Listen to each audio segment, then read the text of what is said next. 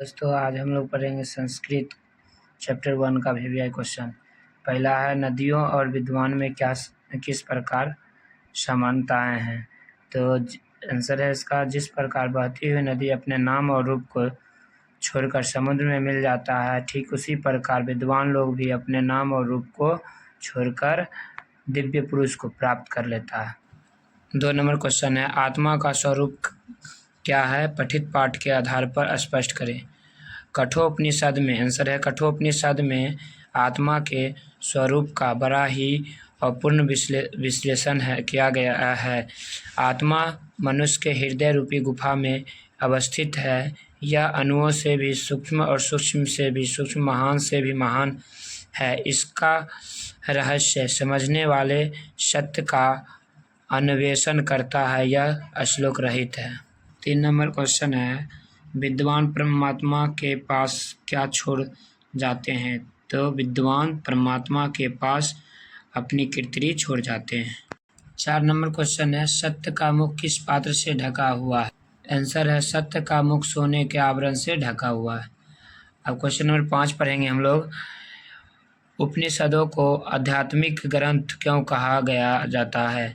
तो उपनिषदों एक आध्यात्मिक ग्रंथ है क्योंकि यह आत्मा और परमात्मा के संबंध के बारे में विस्तृत व्याख्या करता है।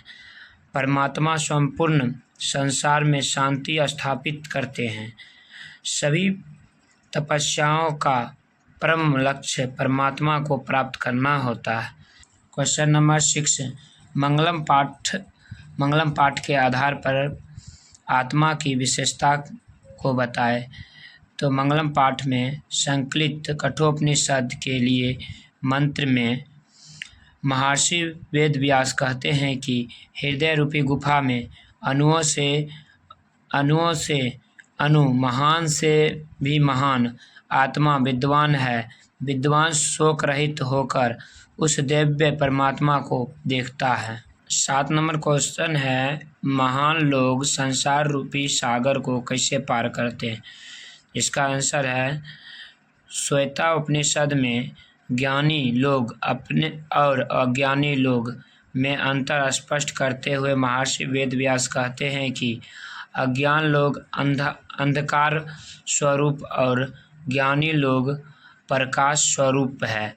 महान लोग इसे समझकर मृत्यु को पार कर लेते हैं क्योंकि संसार रूपी सागर को पार करने का इससे बढ़कर कोई अन्य रास्ता नहीं है। 8 नंबर क्वेश्चन है, विद्वान मृत्यु को कैसे पराजित करता है। यह 2022 में पूछा था।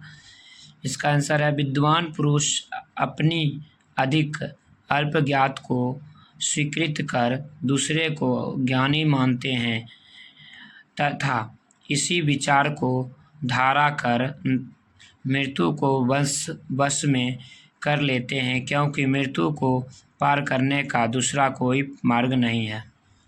9 नंबर क्वेश्चन है, मंगलम पाठ का 5 वाक्यों में परिचय दे। अथवा दूसरा इसी में क्वेश्चन है, मंगलम पाठ के आधार पर सत्य का मुख स्वरूप बताए। इस पाठ में 5 मंत्र है, क्रमशः ईश्ववास्य, कंठ, मुंडक, श्वेता नामक उपनिषद से संकलित है। यह मंगलम पाठ चरण के रूप में पठित है। बस इतना ही 8 क्वेश्चन पूछता है।